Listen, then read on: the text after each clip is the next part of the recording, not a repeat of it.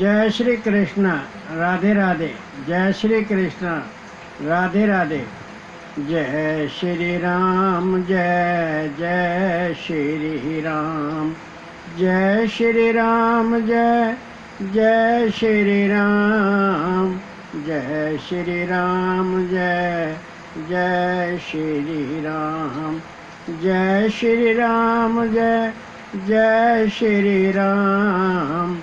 जय श्री राम। जय जय श्री राम। अयोध्या आवे राम। जय जय श्री राम। जय श्री राम। जय जय श्री राम।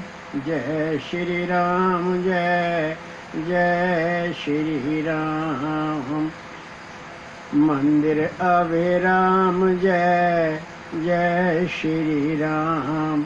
जय श्री राम। जय जय श्री राम। जय श्री राम। जय जय श्री राम। सत्य श्री अविराम। जय जय श्री राम। जय श्री राम। जय जय श्री राम। जय श्री राम। जय जय श्री राम। जय श्री राम। जय जय श्री राम। जय श्री राम। जय जय श्री राम। जय श्री राम। जय जय श्री राम। सनातन विराम। जय जय श्री राम। जय श्री राम। जय जय श्री राम। जय श्री राम। जय जय श्री राम। श्री धर्म अभिराम। जय जय श्री राम। जय श्री राम। जय जय श्री राम।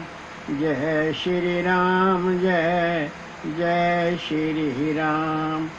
शरयू अविराम। जय जय श्री राम।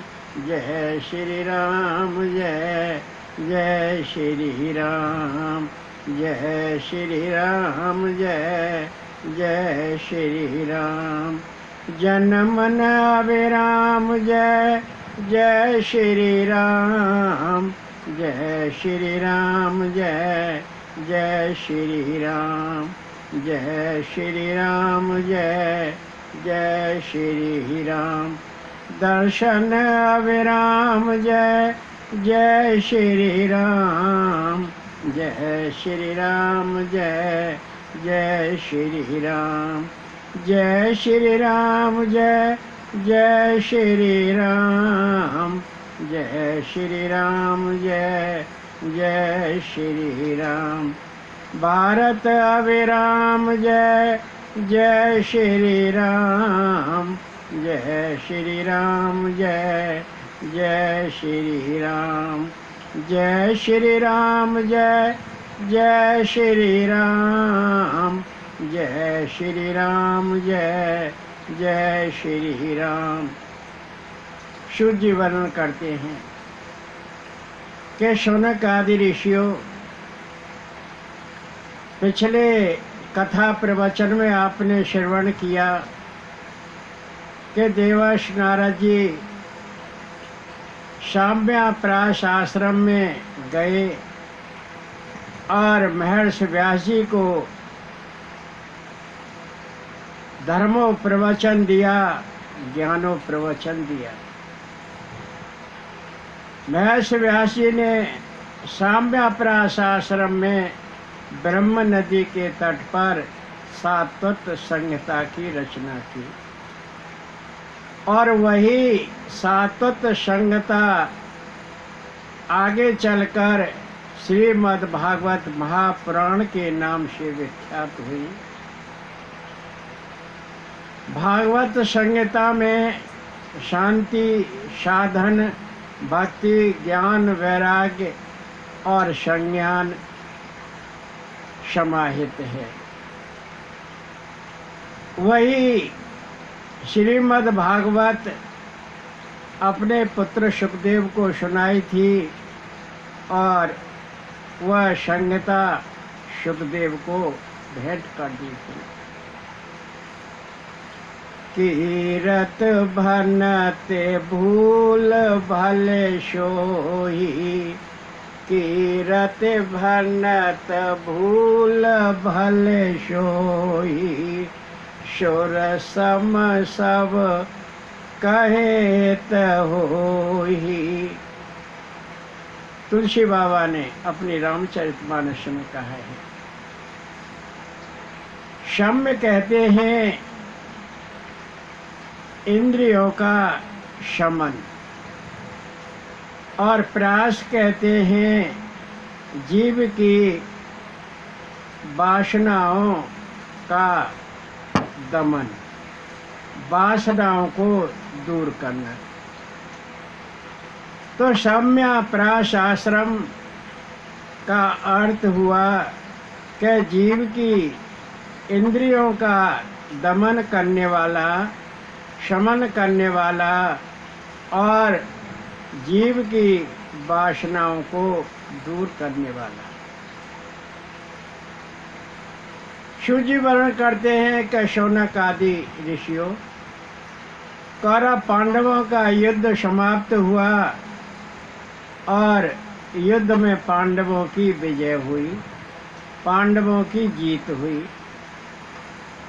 शिविर में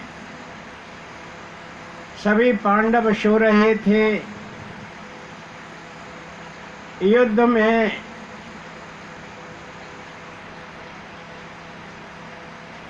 भीम ने दुर्योधन की जांघें तोड़ दी।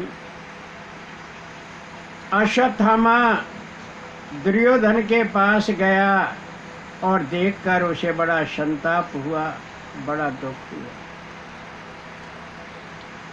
दुर्योधन ने कहा कि मित्र, हम 100 भाई थे और 100 के 100 मर गए। पांडव 5 थे, उनमें से एक नहीं मरा, मुझे यही दुख है।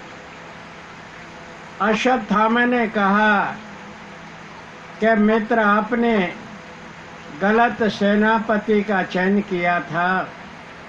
यदि मुझे सेनापति बनाया होता तो आज ये दिन नहीं देखना पड़ता। दुर्योधन ने कहा कि अश्वत्थामा, अब तुम्हें सेनापति बना देता हूँ।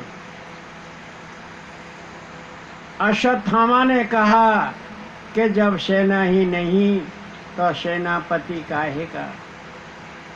दुर्योधन फिर बोला कि अश्वत्थामा, तुम ही सेना हो और तुम ही सेनापति हो। दुर्योधन ने अपनी उंगली काटी और अपने रक्त से अश्वत्थामा का सेनापति के पद पर तिलक कर दिया। दुष्ट का तिलक, दुष्ट का रक्त माथे पर लगने से अश्वत्थामा की बुद्धि पलट गई।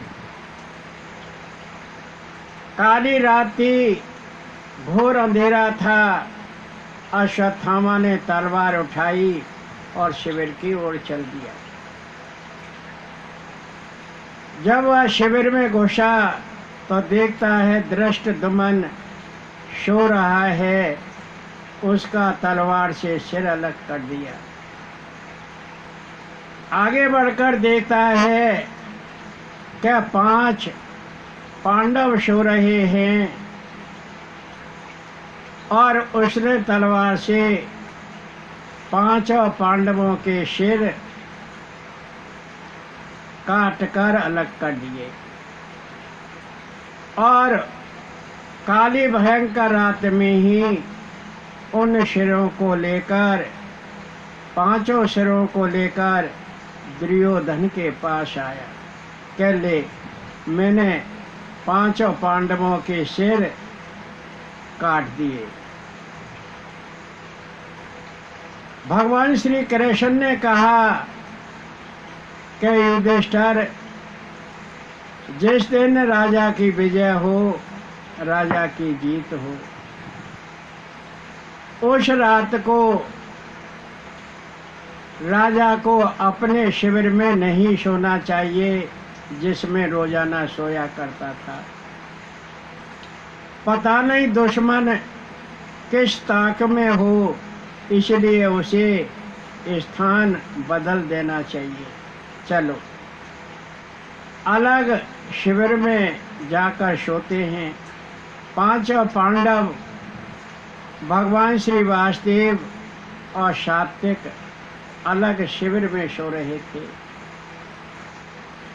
जिनके सिर काटकर अश्वत्थामा दुर्योधन के पास लाया, दुर्योधन को भेंट किए, वह पांडव पुत्रों के सिर थे।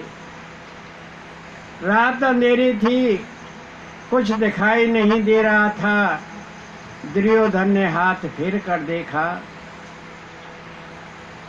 अश्वत्थामा से कहा, रे अश्वत्थामा, इसमें भीम का सिर तो दिखाई नहीं दे रहा है। उसका सिर तो बड़ा कठोर है, लोहे जैसा कठोर है। दीपक जला। अश्वत्थामा ने दिया जलाया और दुर्योधन ने उन सिरों को देखा। कहने लगा, अरे दोस्त, तूने बड़ा निंदित काम किया है। ये तो पांडव पुत्रों के सिर हैं। ये तो कुरुवंश की बेल थे। तेने जघन्य पाप किया है। तेने ऐसा नहीं करना था। अश्वत्थामा, तेने अच्छा नहीं किया। और उन पांचों पांडव पुत्रों के नाम हैं प्रतिविंध्य, श्रुतसोम, शतानीक, श्रुतकर्मा और श्रुतसेन। इसी हर्ष और दुख में दुर्योधन की मृत्यु हो गई। सूर्य वर्ण करते हैं कि शौनक आदि ऋषियों, रात बीती, सवेरा हुआ और धृष्टद्युम्न का सारथी युधिष्ठिर के शिविर में पहुंचा और वहां सारा वृत्तांत कह सुनाया। युधिष्ठिर रोए खाए पछारा, द्रौपदी रो रो पुत्र पुकारा। सुन पांडव कर शोक बिलापा, सर्व शांत कैसा संतापा। भीमार्जुन नकुल सहदेवा, सात्विक बिलाप अरुरो खेवा। जीत नहीं ये हार हमारी, सबने अपनी गिरा उचारी। सुनकर युधिष्ठिर रो रो कर पछाड़ खाने लगा। द्रौपदी रो रो कर डकराने लगी। हा पुत्र कहने लगी। सुनकर पांडव बड़ा शोक विलाप करने लगे। कहने लगे, सब कुछ शांत था, यह कैसा संताप है। भीम अर्जुन नकुल सहदेव सात्विक भी रोने लगे और भगवान श्री कृष्ण भी रोने लगे और कहने लगे, यह जीत नहीं, यह हमारी हार है। अर्जुन ने कहा कि पांडव रानी, तेरे आंसू जब ही पहुंचूंगा जब अश्वत्थामा का सिर काट कर तुझे भेंट कर दूंगा। अर्जुन ने गांडीव धनुष उठाया और अश्वत्थामा को मारने के लिए चल दिया। अश्वत्थामा ने देखा कि अर्जुन आज बड़े क्रोध में हैं, बड़े अमर्ष में हैं, बड़े गुस्सा में हैं, आज वह मुझे नहीं छोड़ेगा। उसने भागते भागते ब्रह्मास्त्र दाग दिया। अर्जुन ने भी अपना ब्रह्मास्त्र दाग दिया। उसी समय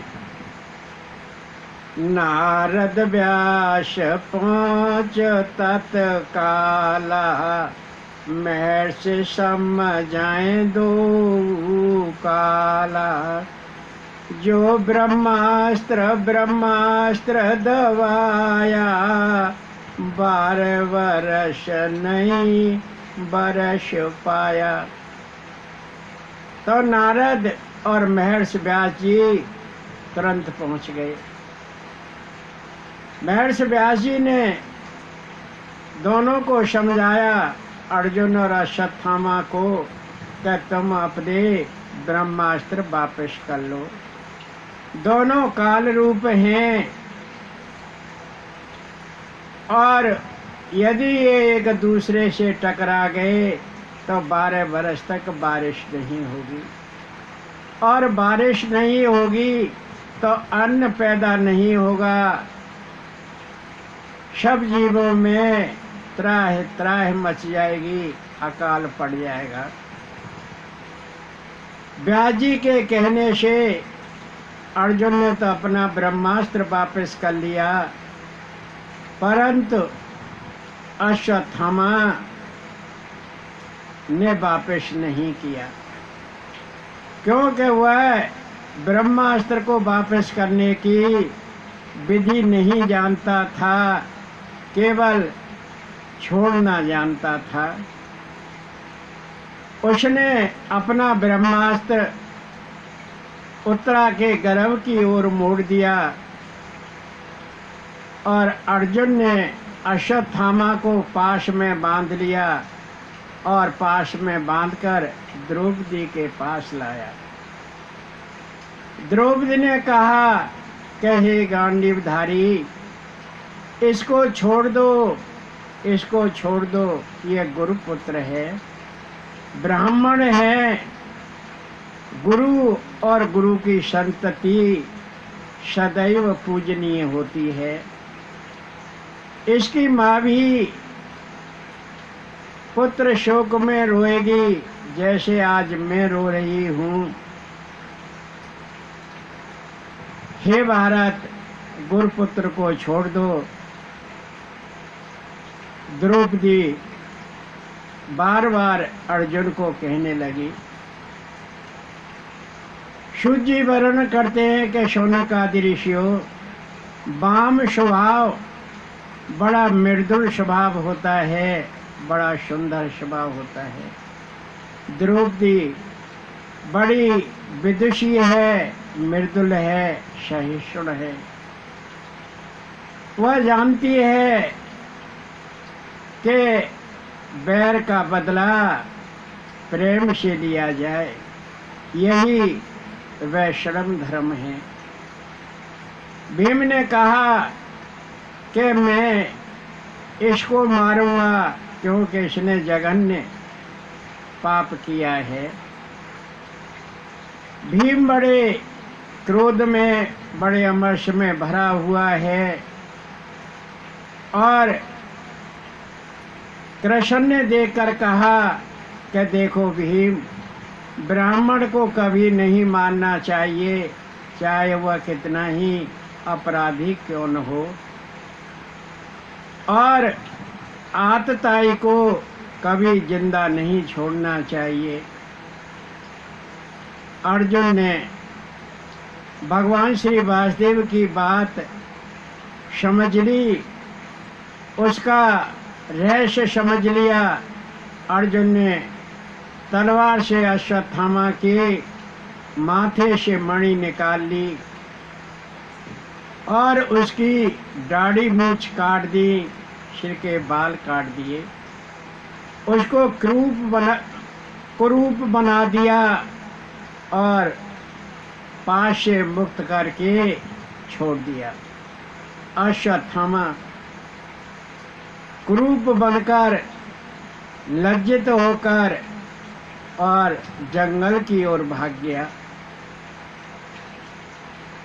सूत जी वर्णन करते हैं कि शौनक आदि ऋषियों, पांडव वनवास के समय 13 वर्ष तक अभिमन्यु द्वारका में रहा था, और जब अश्वत्थामा का ब्रह्मास्त्र उत्तरा के गर्भ के पास पहुंचा तो उत्तरा कैसे पुकारने लगी। उसने भगवान को आर्त होकर पुकारा, प्रभु अबला की आर्त पुकारा, जल्द आ गर्भ बचा दुलारा। नाथ कृष्ण सर्वशक्तिमाना, मम गर्भ नष्ट न हो निदाना। उत्तरा ने कहा कि मैं अबला हूँ, मेरी आर्त पुकार है, प्रभु जल्दी आइए, मेरे गर्भ को बचाइए। हे स्वामी, हे नाथ, हे कृष्ण, हे सर्वशक्तिमान, मेरा गर्भ नष्ट नहीं होना चाहिए, किसी भी हालत में मेरा गर्भ नष्ट नहीं होना चाहिए। भगवान श्री वासुदेव ने उत्तरा की आर्त पुकार सुनी और तुरंत सुदर्शन चक्र लेकर उत्तरा के गर्भ में प्रविष्ट हो गए। अश्वत्थामा का ब्रह्मास्त्र भगवान को देखकर पीछे लौट गया और विनयान्वित होकर हाथ जोड़कर दूर से भगवान की प्रार्थना करने लगा।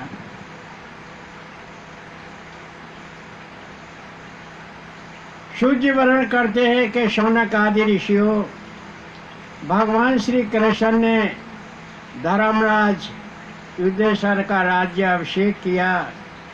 पांडवों को अपना संपूर्ण राज्यपाट प्राप्त हो गया।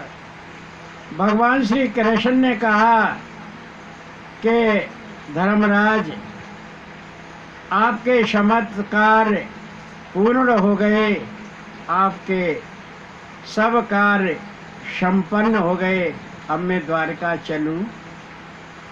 धर्मराज युधिष्ठिर ने कहा कि भगवान और थोड़े दिन ठहर जाइए, चले जाना।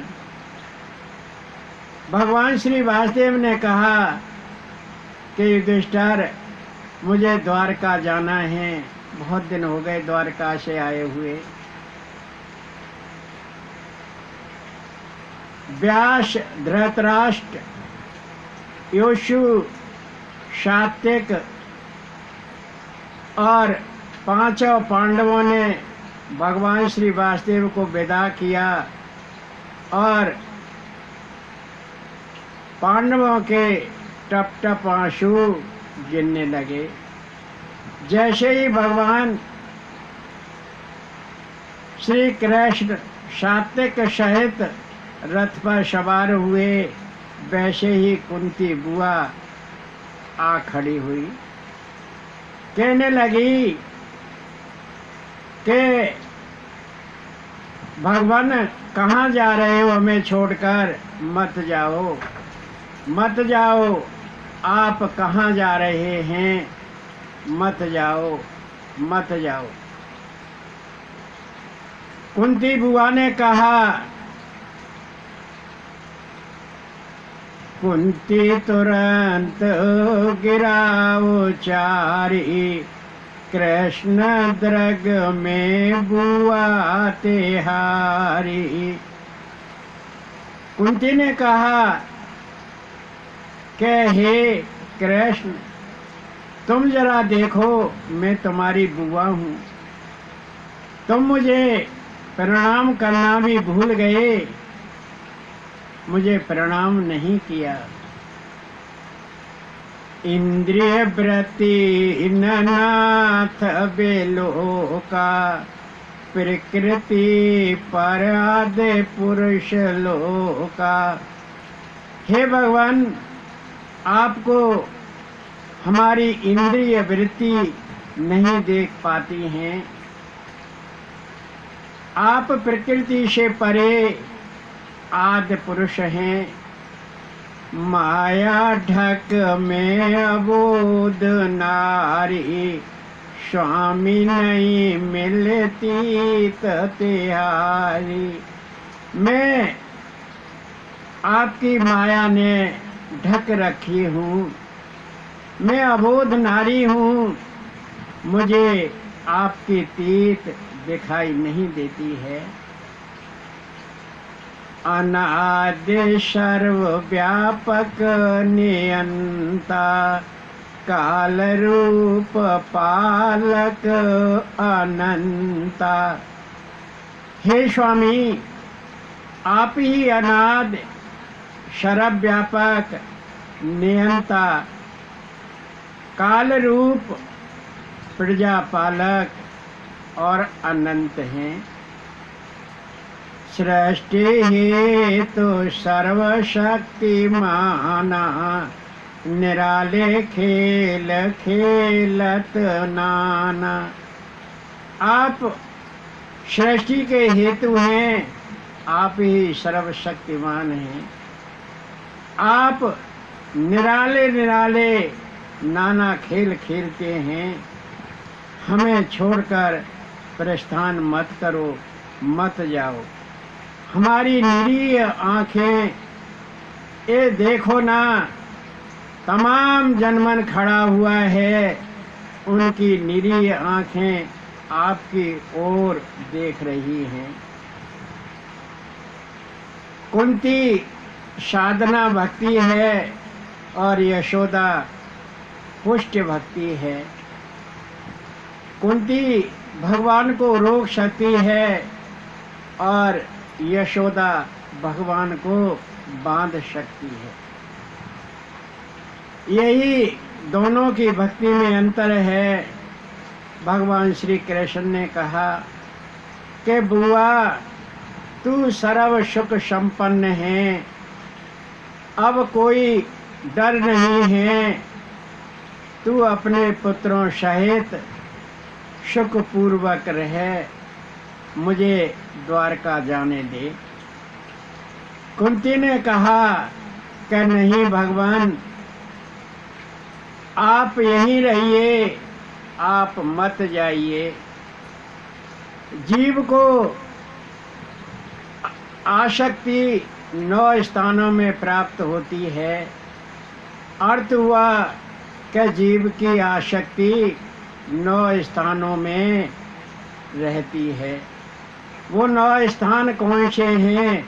जननी जनक बंधु सुत दारा, तन धन सौहृद सहित परिवारा। जननी माता, जनक पिता, बंधु भाई, पुत्र पत्नी, धन, शरीर, सौहार्द और परिवार, इन 9 स्थानों में जीव की आसक्ति रहती है।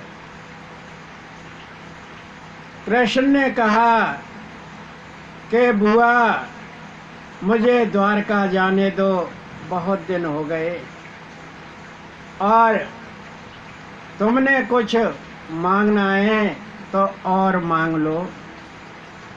कुंती बुआ ने कहा कि मुझे दुख दो।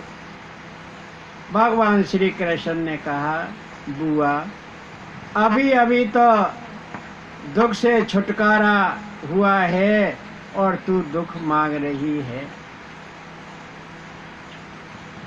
तूने कितने दुख पाए हैं मुझे पता है, और तू मुझसे दुख मांग रही है। कुंती बुआ ने कहा, प्रभु, मुझे सुख नहीं चाहिए जहाँ आप का दर्शन न हो। मुझे दुख चाहिए, क्योंकि दुख में ही आपका सानिध्य प्राप्त होता है। इसलिए मुझे दुख चाहिए, आप मुझे दुख दीजिए। आप लोग से परे आदि पुरुष हैं, इंद्रियों और वृत्तियों से परे हैं। आप ही साक्षात भगवान हैं। दुख में मेरा और मेरे पुत्रों का साथ दिया। अब आप मुझे सुख देकर जा रहे हैं। मुझे ऐसा सुख नहीं चाहिए जहाँ आपका सानिध्य प्राप्त न हो, आपके दर्शन प्राप्त न हो। मुझे अबला को आपका सानिध्य चाहिए, ऐसा सुख नहीं चाहिए। पशु पक्षी गिरे ताल सर्व, वृक्ष लता तृण पात, झुक झुक कलियां रोक पत, बिरियां देख लजात। हे वासुदेव, देखिए पशु पक्षी, पर्वत, ताल तलैया, वृक्ष लता पता तृण आदि सब झुक झुक कर आपकी ओर देख रहे हैं। मेरी आंखों को देखिए, आंसुओं से भरी हुई हैं। मुझे सुख नहीं चाहिए, मुझे दुख चाहिए, जिसमें आपका सानिध्य मुझे मिलता रहे, मैं आपके दर्शन करती रहूं। भगवान श्री कृष्ण ने कहा कि ठीक है बुआ, तू मुझे गरम गरम चीला और मीठे मीठे पुआ खिलाएगी न मक्खन रखकर। हमारे ब्रज में जब बारिश होती है तो चीला और पुआ बनाए जाते हैं। तब भगवान श्री वासुदेव ने अपनी ब्रज परंपरा को दोहराया कि मुझे मीठे मीठे गरम गरम चीला और पुआ खिलाओगी ना? हाँ, और हाँ, उस पर मक्खन भी रखना है। कुंती ने कहा क्या क्यों नहीं खिलाऊंगी, तुम मेरे भतीजे हो न, तुम ही मेरे मायके हो। कान्हा, तुम्हारी बचपन की आदत गई नहीं, तुम्हारी आदत छूटी नहीं। भगवान श्री कृष्ण रथ से उतरे और अपनी बुआ कुंती की गोद में जाकर बैठ गए। सूजी वर्णन करते हैं कि शौनक आदि ऋषियों, बुआ कुंती के ब्रह्म आश्रु ढरकने लगे। भगवान श्री कृष्ण का गात गीला हो गया। भगवान श्री कृष्ण भी रोने लगे और बुआ भतीजे दोनों रोने लगे। ये प्रेम के आंसू थे। दोनों के प्रेम अश्रु बह रहे थे। धर्मराज युधिष्ठिर ने देखा, वो भी आकर रोने लगा और बुआ भतीजे दोनों को पकड़कर युधिष्ठिर रोने लगे। और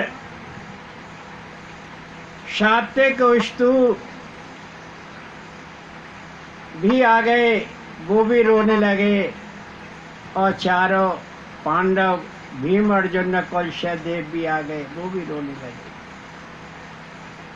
धृतराष्ट्र व्यास जी भी रोने लगे, गांधारी द्रौपदी भी रोने लगी। क्या हो गया? सब रोने लगे। और धर्मराज युधिष्ठिर ने बुआ को तो छोड़ दिया और भगवान श्री कृष्ण को गले से लिपट कर उनके साथ रोने लगे और बड़े फूट फूट कर रोने लगे।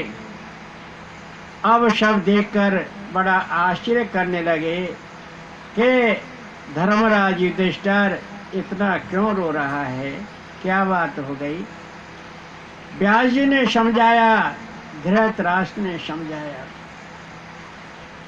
कहा कि अब सब कुछ तो काम हो गया, अब क्यों रो रहे हो धर्मराज।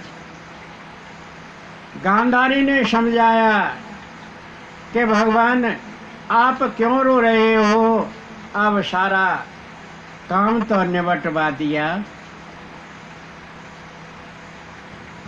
भगवान श्री कृष्ण और युधिष्ठिर दोनों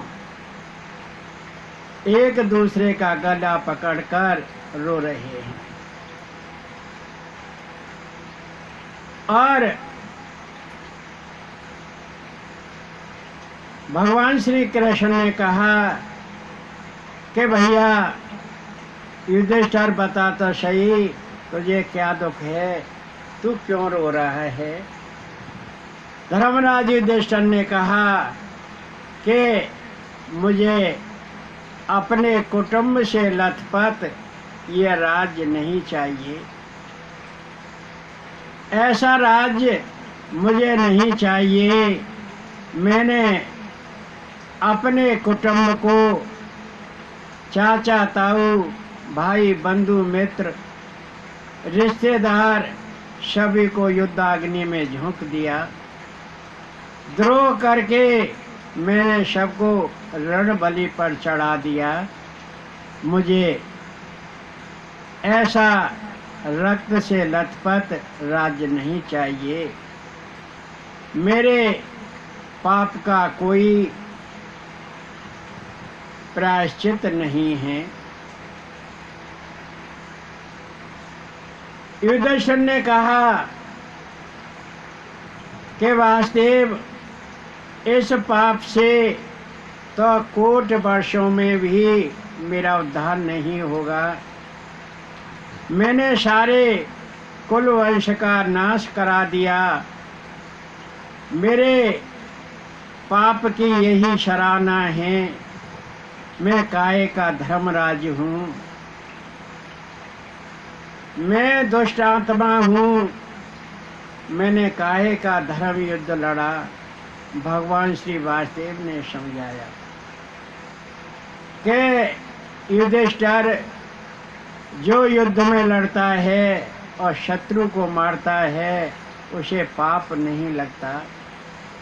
ये वेद विधान है, शास्त्र विधान है, तुम्हें कोई पाप नहीं लगा। तुमने धर्म युद्ध लड़ा और इसलिए तुम धर्मराज हो। युधिष्ठिर कहने लगा कि भगवान, मुझे ऐसा राज्य पाट नहीं चाहिए। मैं जंगल में जाकर भिक्षा से अपना निर्वाह कर लूँगा, पर मुझे ऐसा राज्य नहीं चाहिए। भगवान श्री वासुदेव ने युधिष्ठिर को बहुत समझाया, लेकिन युधिष्ठिर की समझ में नहीं आया। अंत में कहा कि हे युधिष्ठिर, तुम दादा भीष्म से जाकर पूछ लो। वो प्रकांड पंडित हैं, वेद शास्त्रों के ज्ञाता हैं। वो सरसैया पर पड़े हुए हैं और हाँ, मैंने भी उनके पास चलना है, वह मुझे याद कर रहे हैं। भगवान श्री वासुदेव और पांडव दादा भीष्म के पास पहुँचे और दादा भीष्म को देखा कि हजारों ऋषि मुनि देवगण उनको घेर कर बैठे हुए हैं। दादा भीष्म सरसैया पर सूर्य के समान दैदीप्यमान हैं। पांडवों ने दादा भीष्म के चरण स्पर्श किए। युधिष्ठिर कृष्ण ने पितामह के चरण स्पर्श करके नमस्कार किया, प्रणाम किया। हजारों ऋषि मुनि, साधु संत जन समुदाय पितामह की स्तुति कर रहा है। क्या धन्य है पितामह, धन्य है दादा भीष्म, धन्य है अखंड ब्रह्मचारी। सब साथ साथ कर रहे हैं, कीर्तन कर रहे हैं, दादा भीष्म की स्तुति कर रहे हैं। हजारों की संख्या में दादा भीष्म को घेर कर बैठे हुए हैं।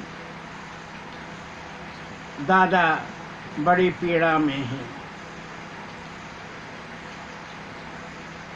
भगवान और युधिष्ठिर की दादा भीष्म को देखकर आंखें भर आईं।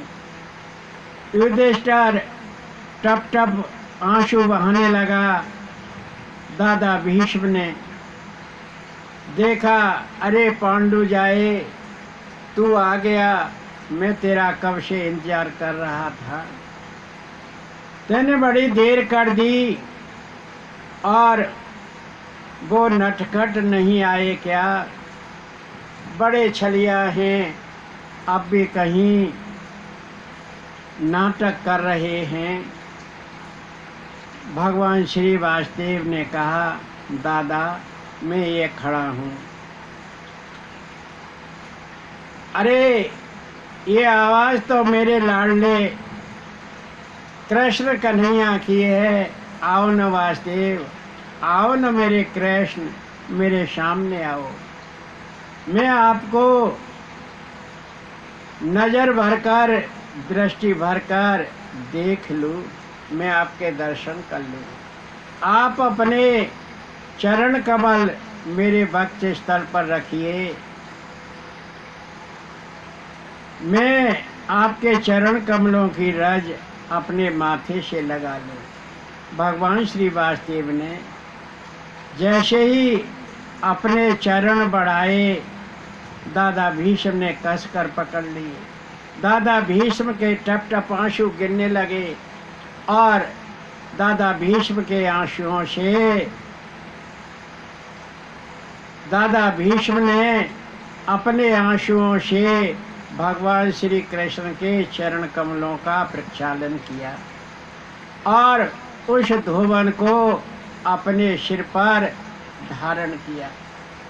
भगवान के चरण रज अपने माथे पर लगाई और कहने लगे कि धन्य हैं प्रभु, आप आ गए। और आपने बात याद रखी। भगवान श्री वासुदेव ने कहा कि दादा भीष्म, अभी आपके 58 दिन शेष हैं। युधिष्ठिर को बड़ा शौक है, इसको ज्ञान उपदेश देते जाओ, नहीं तो सब कुछ आपके साथ चला जाएगा। दादा भीष्म ने कहा कि वासुदेव, मेरी वाणी काम नहीं कर रही, मुझे अब कुछ याद भी नहीं है और आपके सामने में अच्छा नहीं लगता। मैं सरसैया पर पड़ा हुआ हूँ, मैं बड़ा पीड़ित हूँ, बड़ा संतप्त हूँ। आप ही इनको समझा दीजिए। भगवान श्री वासुदेव ने कहा कि दादा, मैं आपको श्रेय देना चाहता हूँ। भगवान श्री कृष्ण थोड़े मौन हुए और फिर कहा कि दादा भीष्म, अब तो आपको कोई पीड़ा नहीं है कि नहीं, अब सब कुछ याद है कि हाँ सब कुछ याद है, और आपकी वाणी काम कर रही है, हाँ कर रही है। तो अब आप युधिष्ठिर को उपदेश दीजिए। दादा भीष्म ने धर्मराज युधिष्ठिर को धर्मोपदेश दिया और उपदेश देते देते कहने लगे कि वासुदेव, आपने अपना वचन निभाया, वो बात याद रखी। जब द्रौपदी को लेकर रात में मेरे शिविर पर आए थे और मैंने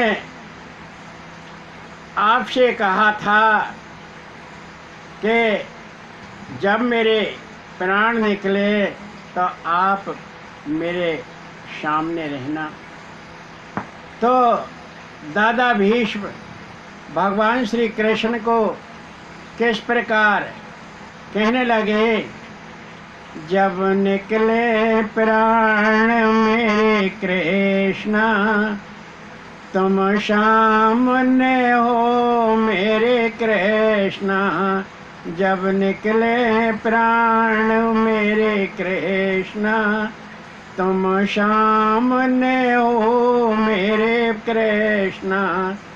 मेरी आँखों में कृष्ण, मेरे पलकों में कृष्ण, जीवा पे हो कृष्ण कृष्ण। जब निकले प्राण मेरे कृष्ण, तुम सामने हो मेरे कृष्ण। जब निकले प्राण मेरे कृष्ण, मेरे हृदय में कृष्ण, मेरे पलकों में कृष्ण, सांसों में हो कृष्ण कृष्ण। जब निकले प्राण मेरे कृष्ण, तुम सामने हो मेरे कृष्ण। जब निकले प्राण मेरे कृष्ण, कोई कामना नहीं होवे, कोई रोग भी नहीं होवे, कोई पीड़ा नहीं हो कृष्ण। जब निकले प्राण मेरे कृष्ण, तुम सामने हो मेरे कृष्ण। जब निकले प्राण मेरे कृष्ण, सब ताम झाम है तिहारा, बस नंद लाल ही हमारा। कृष्ण कृष्ण रटू बिन तृष्णा, जब निकले प्राण मेरे कृष्ण, तुम सामने हो मेरे कृष्ण। जब निकले प्राण मेरे कृष्ण। प्रभु, आपसे मैंने कहा था कि आप मुझे मारिए, मेरा संहार कीजिए जब मैंने प्रण किया था, परंतु आपने मेरा संहार नहीं किया, मेरा उद्धार हो जाता। और धर्म उपदेश देते देते दादा भीष्म ने कहा कि कृष्ण, मेरी ये कुंवारी कन्या है, आप इसका पाण ग्रहण कीजिए, नहीं तो ये कुंवारी रह जाएगी। सुनकर सारा जन समुदाय बड़ा आश्चर्यचकित हुआ। कहने लगे कि दादा भीष्म तो कुंवारे हैं, अखंड ब्रह्मचारी हैं, इनके कन्या कहाँ से आ गई। दादा भीष्म ने कहा कि मेरी बुद्धि रूपी कन्या का पाण ग्रहण कीजिए, जिससे मेरा उद्धार हो जाए। दादा भीष्म की सर पीड़ा तो पहले ही भगवान के आने से नष्ट हो चुकी थी। उनके इंद्रियों के विलास रुक गए और उनकी सांसें कृष्ण कृष्ण रटने लगीं। उन्होंने अपने सांसों को, अपने 9 द्वारों को रोककर दोनों भवों के बीच में ब्राह्मी स्थिति में स्थापित कर दिया और ब्रह्मरंध्र से अपनी सांस छोड़ दी। इस प्रकार श्री वासुदेव के सामने उनके दर्शन करते करते दादा भीष्म का देहावसान हुआ और उनका प्रयाण हो गया।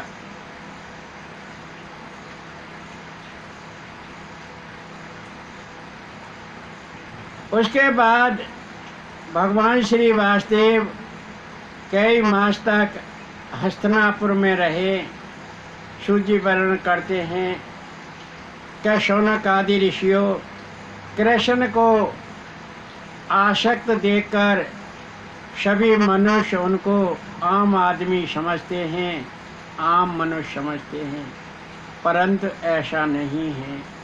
वो प्रकृति के संग आसक्त होकर भी प्रकृति के गुणों में संलिप्त नहीं होते हैं। भगवान की यही भगवत्ता है। सूची वर्णन करते हैं कि शौनक आदि ऋषियों दर्शन 4 प्रकार का होता है। प्रत्यक्ष दर्शन, स्वप्न दर्शन, भाव दर्शन और ध्यान दर्शन। दादा भीष्म ने चारों प्रकार के भगवान के दर्शन किए। सूची वर्णन करते हैं कि शौनक आदि ऋषियों भगवान के दर्शन के 4 हेतु हैं, 4 चीजें हैं। श्रद्धा जो सत्संग से प्रकट होती है, और विश्वास, विश्वास को ही वट वृक्ष कहते हैं, जिसका जन्म नहीं होता है, स्वतः ही प्रकट होता है। तीसरा ज्ञान सत्संग से प्राप्त होता है, संत मुनियों के मुख से प्राप्त होता है। और चौथा है भक्ति। जब ज्ञान प्राप्त हो जाता है तो जीव के अंत में भक्ति स्वतः ही प्रकट हो जाती है। सबसे पहले श्रद्धा का जन्म होता है, श्रद्धा से विश्वास प्रकट होता है और विश्वास से ज्ञान प्राप्त होता है और ज्ञान से भक्ति प्राप्त हो जाती है। और जब भगवान के चरण कमलों में भक्ति प्राप्त हो जाती है, जीव भगवान के शरणागत होकर जब भक्ति करने लग जाता है तो उसका भगवान के साथ साक्षात्कार हो जाता है और वह भगवान के गोलोक धाम में देहावसान के बाद पहुंच जाता है। जय श्री कृष्ण, राधे राधे। जय श्री कृष्ण, राधे राधे।